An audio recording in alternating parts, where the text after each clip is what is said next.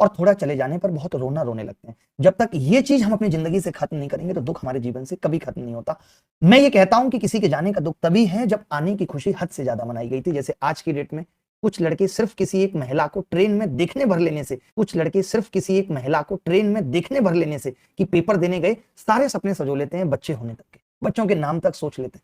उसके बाद पता चलता है कि ये तो सिर्फ एक कोरा सपना था, और उसके बाद कहते हैं दुख है।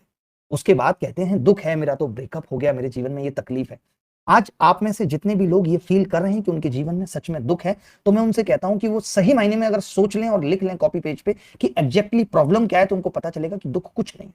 जो उनके जीवन में चल रहा है वो तो एक बहुत नॉर्मल सी बात है। ये जो परेशानियां, दुख, मैं कहता हूं कि दुख सिर्फ वो है जहां एक मां का उसके बेटे से अलग हो जाना, बेटे का दुनिया छोड़ के चले जाना, ये जीवन का दुख है जिसकी क्षतिपूर्ति नहीं की जा सकती, जिसको रिकवर नहीं किया जा सकता। लेकिन मेरा सिलेक्शन आज नहीं हुआ।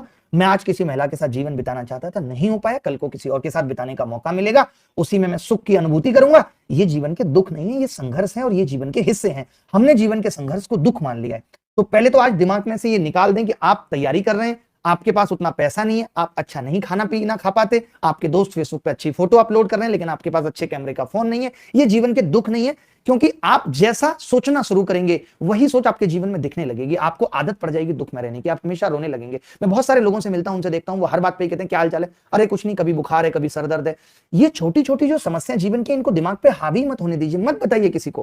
कोई आपका दुख सुनने भी नहीं बैठा है कि आपके जीवन में समस्या क्या है। इन सब चीजों को इग्नोर करना पड़ेगा। ये जो मन के विचार हैं, ये जो उथल पुथल है, यही जीवन के दुख की गंदगी है। आप ऐसे समझ लीजिए कि एक जगह एक नदी में पानी ठहरा हुआ है तो कितना साफ दिखता है, क्लियर दिखता है, और वहीं हाथ से उसको हिला दीजिए, उथल पुथल कर दीजिए तो गंदा दिखने लगता है। यानी कि उथल पुथल ही जीवन की, दिमाग की गंदगी है। इस उथल पुथल को शांत करना है, इस दिमाग को शांत करना है। अब ये कैसे होगा? ये होगा थोड़ा मेडिटेशन, थोड़ा योगा, इन सब चीजों का सहारा लेना पड़ेगा। क्योंकि दुख, ऐसा कोई इंसान नहीं है जीवन में जिसको हर दिन कुछ ना कुछ समस्या फील नहीं होती, चाहे वो अंबानी साहब हो, चाहे वो मोदी साहब हो। लेकिन वो हमारे दिमाग में आना नहीं चाहिए विचार। जैसे आपने देखा होगा इस दिवाली भी बहुत छोटे छोटे लोग जो आपके सोसाइटी में रहते हैं, जो मजदूरी करके अपने जीवन को चला रहे हैं, वो हंसते हैं। आप उनसे पूछिए क्या हाल चाल है, कैसी दिवाली, अरे बड़ी मस्त रही।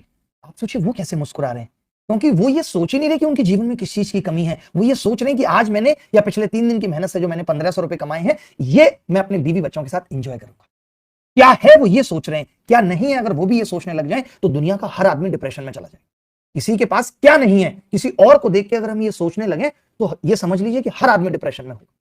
यानी जो हमारे पास है उससे हम कैसे अपने दिन को, कैसे अपनी रातों को बेहतर बना सकते हैं, ये जीवन का सुख है।